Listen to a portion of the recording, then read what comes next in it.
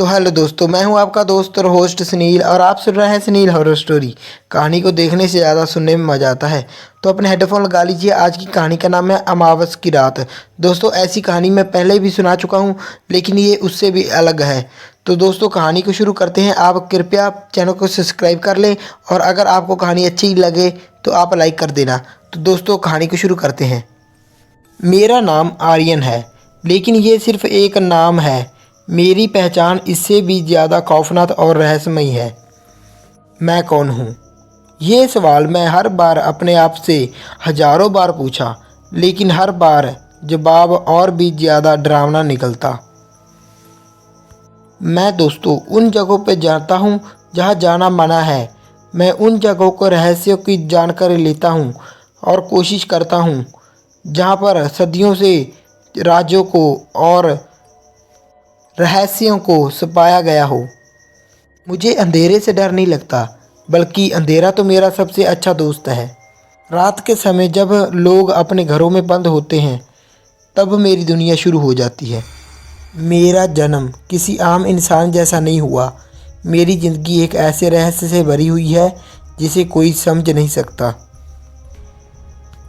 मेरे दादा परदादा कहते हैं कि मैं उस रात पैदा हुआ था जब अमावस में चांद नहीं था।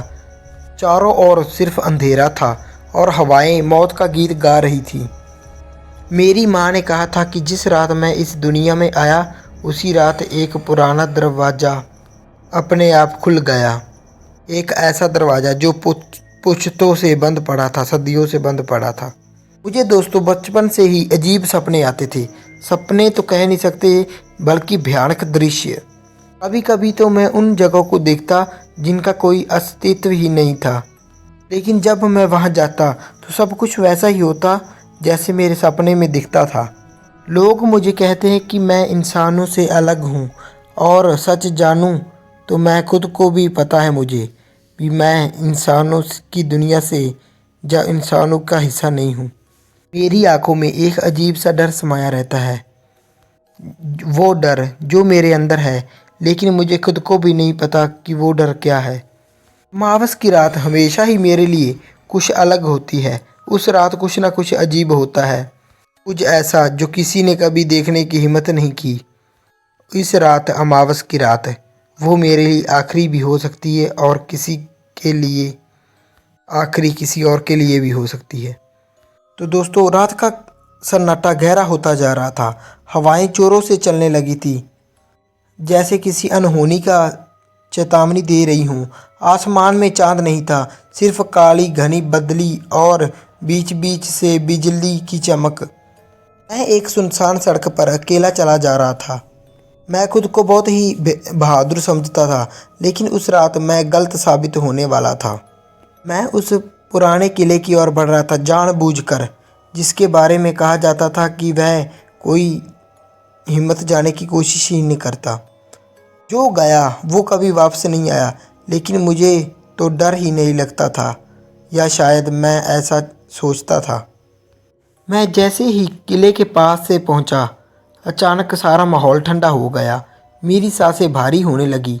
कानों में एक अजीब सी आवाज़ गूंज उठी, धीमी लेकिन आवाज़ तो डरावनी थी। किसी के धीरे धीरे से फुसफुसाने की आवाज़। लौट जाओ, लौट जाओ। मेरे कदम उसकी आवाज़ सुनते ही वहीं ठिठुर गए। मेरी रीफ में एक ठंडी लहर दौड़ गई। मैंने चारों ओर देखा, लेकिन कोई नहीं था। लेकिन मुझे यह महसूस हो रहा था कि कोई है, जैसे कोई मेरी सांस के साथ सांसें मिला रहा था। हवा अचानक एकदम थम सी गई। मेरी चारों ओर अंधेरा और भी गहरा हो गया था। मैं आगे बढ़ा और जैसे ही मैंने किले का दरवाज़ा छूने के लिए हाथ बढ़ाया, धड़म, दरवाज़ा खुद ब खुद खुल गया। अंदर घना अंधकार था, एक ऐसा अंधकार जिसे देखते ही रूह कांप जाए। मुझे लगा कि जैसे कोई मुझे अंदर खींच रहा हो। मैंने हिम्मत जुटाई और अंदर जाने के लिए फैसला किया। जैसे ही मैंने अंदर कदम रखा, भीतर घुसते ही ठंड और बढ़ गई। मेरी उंगलियां जैसे जमने लगी थी। अंदर का माहौल ऐसा लग रहा था जैसे सदियों से यहाँ कोई आया ना हो। हर चीज़ पर मिट्टी, धूल और जाले लटके हुए थे। लेकिन वह परछाई, हाँ, मैंने देखा एक परछाई दीवार पर धीरे धीरे रेंग रही थी, जबकि वहाँ कोई नहीं था। मेरा गला सूखने लगा। मैंने खुद को समझाने की कोशिश की कि ये मेरी आंखों का धोखा होगा, लेकिन तभी तू यहाँ क्यों आया है? एक फुसफुसाहट मेरे कानों में गूंजी। ये धीमी सी थी। मेरी सांस जैसे अटक गई। मैंने मुड़कर देखा और जो मैंने देखा, मेरी रूह कांप उठी।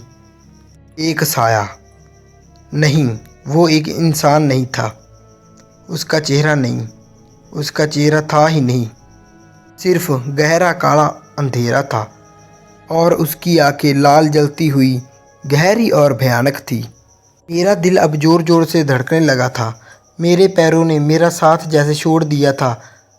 मेरी बहादुरी धरी की धरी रह गई। भागो, मेरे शरीर ने चीख कर कहा, लेकिन मेरा शरीर जैसे जम गया हो। वह साया धीरे धीरे मेरी ओर ही बढ़ रहा था। हवा में ठंडी और सड़ी हुई लाश की बदबू आ रही थी। मैंने जब दूसरी ओर देखा तो दीवारों पर अजीब से खून के धब्बे उभरने लगे थे और किले की दीवारों से सिरसराहट सुनाई देने लगी थी, जैसे कोई अनगिनत लाशें रो रही हों। और फिर, तू नहीं बचेगा। उस साए ने मेरी ओर हाथ बढ़ाया। एक बर्फीली ठंड मेरी हड्डियों में समा गई। मेरा शरीर कांपने लगा, लेकिन वह ठंड महसूस नहीं हो रही थी। ये ठंड थी उस चीज़ की जो मेरे सामने खड़ी थी। मेरे कानों में अब और भी तेज सिसकियों की अजीब सी सरसराहट गूंजने लगी थी। किले के दीवारों से सड़ी गलियां, लाशों की आकृतियां निकलने लगी थी। मेरा दिमाग अब सुन्न पड़ने लगा था और मुझे लगा कि अब मैं यहाँ एक पल भी और रुका तो मैं जिंदा नहीं बचूंगा। मेरे कदम खुद ब खुद पीछे हटने लगे, लेकिन तभी, तू नहीं भाग सकता। वही फुसफुसाने की आवाज़, लेकिन इस बार चारों ओर से आ रही थी। मैंने इधर उधर देखा। दीवारों पर अब काली परछाइयां रेंग रही थीं, कुछ इंसानों के आकार की, कुछ विकृत, कुछ बहुत ही ऊंची, बिना किसी सिर के, और किसी की आंखें ही नहीं थी। नहीं, ये सच नहीं हो सकता। मैं हड़बड़ाया और दौड़ पड़ा। मैं जिस तरफ भागता वहीं कोई ना कोई खड़ा होता। तभी कोई बिना सिर की आत्मा अंधेरे में झूल रही थी, तो कभी कोई हड्डियों का ढांचा मेरे सामने आ रहा था। बचाओ! मैं चीखना चाहता था, लेकिन आवाज़ जैसे मेरे गले में ही फंस गई हो। अचानक मेरे सामने एक दरवाज़ा दिखा। शायद ये दरवाज़ा बाहर जाने का हो सकता था। मैंने पूरी ताकत से उसे धक्का दिया। धड़ाम! दरवाज़ा खुल गया और मैं अंदर घुस गया, लेकिन ये बाहर जाने का रास्ता नहीं था। ये एक और बड़ा, गहरा और भयानक कमरा था। कमरे के बीचों बीच एक टूटी फूटी कुर्सी थी। चारों तरफ जले हुए हाथों के निशान। दीवारों पर खून के कुछ लिखा हुआ था, लेकिन वह भाषा मेरी समझ से परे थी। मैंने मुड़कर पीछे देखा।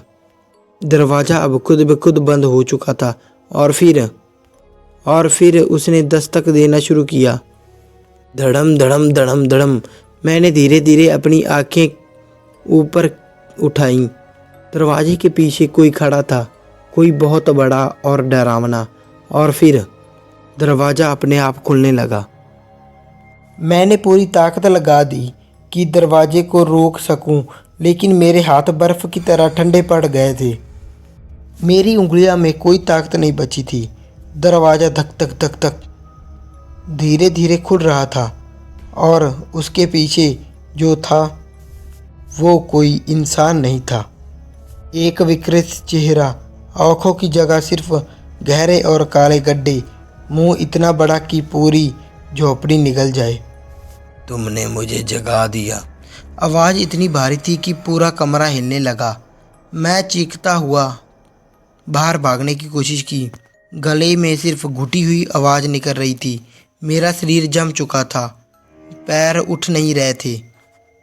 पकड़ पकड़ पकड़ पकड़। पीछे से एक अजीब सी आवाज़ आई। मैं घबरा गया और घबराकर मुड़ा, और जो मैंने देखा, मेरी सांसें वहीं रुक गईं। कमरे की दीवारों से हजारों हाथ बाहर निकल रहे थे। काले सड़े गले, टेढ़े मेढ़े नाखूने वाला हाथ। कुछ की तो उंगलियां फटी हुई थीं, कुछ की हड्डियां दिख रही थीं। वो दीवारों के नोच रही थी। खून टपक रहा था। हमें छोड़ दो, वो फुसफुसा रही थी। वो फुसफुसा रहे थे, लेकिन किसी से? मुझे या वो उस भूतिया शैतान को जो दीवारों पर खड़ा था। अचानक वही आकृति आगे बढ़ी। उसने अपना लटकता हुआ हाथ निकाला और मेरी ओर इशारा किया। अब तू भी हमारा हिस्सा बनेगा। नहीं, मैंने पूरी ताकत से दौड़ लगाई। मैं दरवाजे से बाहर भागा, लेकिन बाहर का नज़ारा और भी भयानक था। पूरा किला अब जिंदा हो चुका था। बर्फ पर लाशें रेंग रही थीं। बिना आंखों का चेहरा मेरी तरफ देख रहा था। दीवारों से काले धुएं की जैसे परछाई निकल रही हो। रोकने, चीखने और दांत पीसने की आवाज़ गूंज रही थी। मैंने इधर उधर से भागने की कोशिश की, लेकिन दरवाज़ा ख़त्म हो चुका था। अब कोई दरवाज़ा नहीं था, कोई खिड़की नहीं थी। मैं फंस चुका था। तभी पीछे से किसी ने मेरी गर्दन पकड़ ली। उंगलियां इतनी ठंडी कि मेरी चमड़ी जैसे गलने लगी। मैंने सिर घुमाया। वही भूत, लेकिन अब वह अकेला नहीं था। उसके पीछे और भी विकृत आत्मा खड़ी थी। कुछ के चेहरे तो गायब थे, कुछ के पेट फटे हुए थे, उससे आंतड़ियां बाहर निकल रही हुई थीं। कुछ के शरीर तो जल चुके थे, और वो सब एक थे, और वो सभी मुझे ही घूर रहे थे। मेरा दिल इतनी तेज़ी से धड़कना रहा था कि मुझे लगा कि ये अभी फट जाएंगे, और फिर सब कुछ शांत काले अंधेरे में डूब गया। मेरी सांसें अटक गई। मैंने हाथ पैर मारने की कोशिश की, लेकिन मेरे शरीर ने मानो मेरा साथ छोड़ दिया हो। आंखों के सामने अंधेरा छाने लगा। अब तू भी हमारा हिस्सा बनोगे। बस यही आवाज़ आ रही थी चारों ओर से। ये भयानक आत्मा अब मेरे चेहरे के बिल्कुल करीब आ चुकी थी। उसके सड़े हुए मांस से मरे हुए मांस की बोटियां खींच रहा था, और उसके मांस से दुर्गंध आ रही थी। उसकी आंखों की जगह सिर्फ गहरे और काले गड्ढे थे, लेकिन मैं महसूस कर सकता था कि वह मुझे घूर रहा था, मेरी आत्मा को जैसे मानो चूस रहा हो। मैंने फिर से भागने की कोशिश की, लेकिन अब वह ज़मीन से ऊपर उठ चुका था, हवा में। नहीं नहीं, मुझे छोड़ दो। मेरी आवाज़ कांप रही थी। तभी अचानक चारों ओर से गूंज उठी। अमावस की रात आए हो, अब कोई नहीं बचेगा। और फिर अचानक सारा किला चीखने लगा। दीवारों से खून टपकने लगा, और कोनों से कटी फटी लाशें बाहर निकलने लगी। किसी के पैर उल्टे थे, किसी के मुंह से कीड़े निकल रहे थे, किसी के हाथ लंबे होकर मुझे पकड़ने के लिए आगे बढ़ रहे थे। मुझे छोड़ दो। मेरी चीख गूंज गई, लेकिन कोई सुनने वाला नहीं था। अब तू जिंदा नहीं बचेगा, आत्मा ने कहा, और अचानक मुझे ज़मीन पर पटक दिया। मेरी भी हड्डियां चटकने लगी जब उसने मुझे फेंका। मेरी पीठ से जैसे आग निकल रही हो, लेकिन मैं अभी भी जिंदा था। मैं दर्द में कराते हुए उठा और भागने की कोशिश करने लगा, और मन में यही चल रहा था, भैंचो, यहाँ कहाँ फंस गया मैं। लेकिन तभी कर कर कर कर मेरे सामने ही ज़मीन से एक कटा हुआ सिर बाहर निकल गया। मेरी आंखें डर से कांप रही थी, और मेरा पूरा शरीर भी। और जो कटा हुआ सिर बाहर निकला था, उसकी आंखें सफ़ेद थीं, उसका मुंह खुला हुआ था, जैसे वह कुछ कहना चाहता हो या फिर चीखना। फिर अचानक देखते ही देखते उसने अपनी आंखें मेरे पर घुमा दी। मेरा खून जम गया। वह जिंदा था। भागो मत, उसकी फटी गली आवाज़ निकली। तू अब हमारा है। और फिर तभी अमावस की रात ही और मुझे अब पता चल चुका था अमावस की रात है। उसके पीछे से सैकड़ों हाथ बाहर निकलने लगे थे। नहीं, ये नहीं हो सकता, मैंने खुद से कहा और मैंने पूरी ताकत लगाकर भागने की शुरुआत की, लेकिन मेरी टांगें अब जवाब देने लगी थी। अमावस की रात या काली रात अब मेरी आखिरी रात बन सकती थी। तभी अचानक सैकड़ों हाथों ने मुझे पकड़ लिया। ठंडे सड़े गले हाथ हड्डियां तक गल चुकी थी। मेरी टांगें, बाजुएं, गर्दन, हर जगह से मुझे जकड़ा लिया था। अब तू जिंदा नहीं बचेगा। वह आवाज़ अब सबसे भयानक था। काला, लंबा, झुका हुआ शरीर, चेहरा अध जला, आंखों से गड्ढे बाहर निकले हुए और धुआं निकल रहा था। उसके लंबे नुकीले नाखून हवा में चमक रहे थे। उसका मुंह खुला था, लेकिन आजाद कुछ नहीं था, सिर्फ अंधेरा। अब तू भी हमारा होगा। वही सड़ी गली आवाज़, लेकिन तभी एक परछाई मेरे सामने गुजरी। ये एहसास सबसे भयानक था। मेरा दम अब घुटने लगा था, आंखों के आगे अंधेरा छाने लगा था और उसने मेरा गला पकड़ लिया था जो मेरे सामने उभरी थी। जैसे तैसे मैंने अपना गला छुड़ाया और भागने की कोशिश की। उसकी उंगलियां अब बर्फ़ से भी ज़्यादा ठंडी थी और किसी गहरी मरी हुई लाश के हाथों मेरा दम घुटने लगा था। आंखों के आगे अंधेरा छाने लगा था। ये मेरा अंत था। मेरे अंदर एक अजीब सी सिरसराहट दौड़ गई। मेरी हड्डियां चटकाने लगी थी। उसकी पकड़ इतनी ज़ोरदार थी कि मुझे लगा कि मेरी गर्दन टूट ही जाएगी, लेकिन कैसे तैसे मैं बचा लिया। तभी अचानक मेरे पीछे से कुछ गिरने की आवाज़ आई। सारे भूत प्रेत परछाई अचानक रुक गए। उस आत्मा की स्पीड भी धीमी हो गई। बस यही मौका था। मैंने अपनी पूरी ताकत लगाई और उसके नुकीले नाखूनों को झटक दिया। मैं ज़मीन पर गिर पड़ा। बस यही मौका था, मेरे पास एक ही मौका था भागने का। मैं दर्द को अनदेखा कर कर दौड़ पड़ा। चारों ओर से अजीब सी आवाज़ें आ रही थी। हवा में किसी के रोने की चीख गूंजने की और हड्डियां कटकटाने की आवाज़ गूंज रही थी। तू बच नहीं सकता, पीछे से गूंजती हुई आवाज़ आई, लेकिन मैं अब नहीं रुक सकता था। मैं अंधेरे में भागा ही जा रहा था, लेकिन अब भी मुझे ये नहीं पता था कि बाहर निकलने का रास्ता कहाँ से है। और तभी मेरे सामने एक और दरवाज़ा खुल गया, लेकिन ये दरवाज़ा खुद ब खुद खुल रहा था और अंदर कुछ नहीं था। मैंने बिना कुछ समझे दरवाजे के अंदर छलांग लगा दी। धड़म, दरवाज़ा मेरे पीछे ज़ोर से बंद हो गया। मुझे पता चल चुका था। चारों ओर सिर्फ अंधेरा था। मेरी सांसें उखड़ रही थी। दिल इतनी तेज़ी से धड़क रहा था कि लगा कि अभी फट जाएगा। अब कोई नहीं बचेगा। ये आवाज़ बार बार मेरे कानों में गूंज रही थी। फिर अचानक सब कुछ शांत हो गया। ना कोई आत्मा, ना कोई कुछ, ना कोई अजीब आवाज़।